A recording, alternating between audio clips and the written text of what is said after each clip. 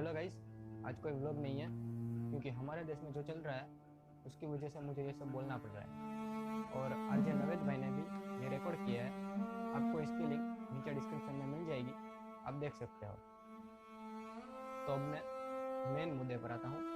दिल्ली में 8 महीने की बच्ची का रेप हुआ।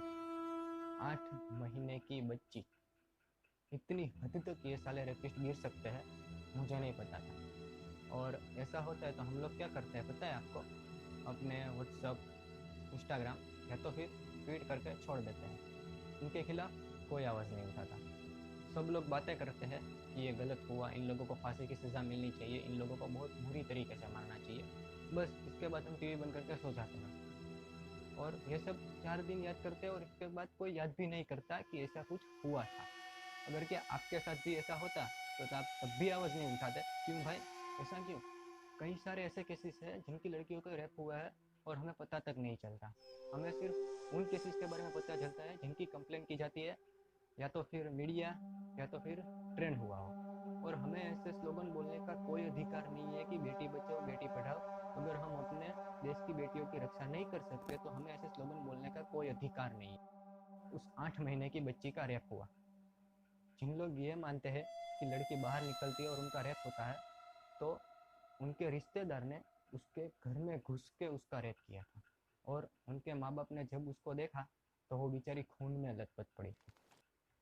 और वैसे तो बच्चों को भगवान का रूप माना जाता है, इन दरिंदों ने उनको भी नहीं छोड़ा। हमारी प्रॉब्लम क्या है पता है आपको? हमारी सोच धीरे धीरे छोटी होती जा रही है। लड़का जब देर रात तक घर लौटता है तो हम उसे कहते हैं कि भाई खाना खाया? नहीं खाना है, नहीं खाया तो रुक, मैं बना देता हूँ। उसे कोई कुछ नहीं कहता, उसे कोई भी नहीं डांटता। वो जो चाहे वो कर सकता है, जब चाहे तब बाहर जा सकता है। क्यों भाई, ऐसा क्यों? क्या आपका लड़का बाहर क्या कर रहा है पता है आपको?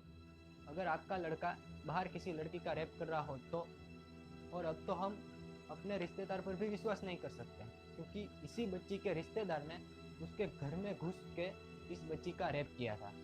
भाई मैं सिर्फ इतना कहना चाहता हूँ कि लड़का अपने मन का सब कर सकता है, वो जो चाहे वो कर सकता है, जितनी देर तक चाहे वो कर सकता है। और हम उसे कुछ भी नहीं कहते। अगर लड़की ने गलती से भी ये कर दिया तो हम उसे ज़रा भी बर्दाश्त नहीं करेंगे। उसे मारेंगे, डांटेंगे और गालियाँ भी देते हैं और बोलते हैं कि लड़के लड़की एक समान, घंटे की समानता है ये। और लड़की का रेप होता है तो कई सारे लोग ऐसे बोलते हैं कि लड़की छोटे छोटे कपड़े पहन के बाहर निकलती है इसलिए ऐसा होता है। तो क्यों भाई, तुम्हारी बहन छोटे कपड़े पहन के निकलती है तो ऐसा क्यों नहीं होता? बहन है इसलिए। भाई वो भी किसी की बहन है, वो भी किसी की माँ है, वो भी किसी की पत्नी है। भाई जब अपनों के साथ होता है ना तब पता चलता है कि इसका दर्द क्या है। दूसरों के साथ हो जाए तो हमें बिल्कुल भी फर्क नहीं पड़ता क्योंकि वो तो अपनी बेटी, माँ, पत्नी या फिर अपनी बहन थोड़ी ना है। और लड़कियों को मैं ये कहना चाहता हूँ कि आप अपनी सेल्फ डिफेंस सीख लो, ताकि कोई भी लड़का आपको बुरी नज़र से देखे तो आप उसका एक हाथ तोड़ के उसके दूसरे हाथ में दे दो। और इन लोगों से आपको डरने की कोई ज़रूरत नहीं है। अगर कोई भी लड़का आपके साथ बदतमीजी करने की कोशिश करे तो उससे डरने की कोई भी ज़रूरत नहीं है। उसे खींच के थप्पड़ मार देनी चाहिए ताकि वो ऐसा कर ही ना सके।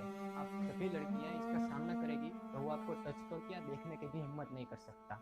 और ये सब होना ही बंद हो जाएगा। और आपको कोई भी लड़का बुरी नज़र से देख रहा है तो उसे बोल दो कि घर में भी माँ बहन को इसी नज़र से देखता है क्या, और उसकी आंखें शर्म से झुक जानी चाहिए।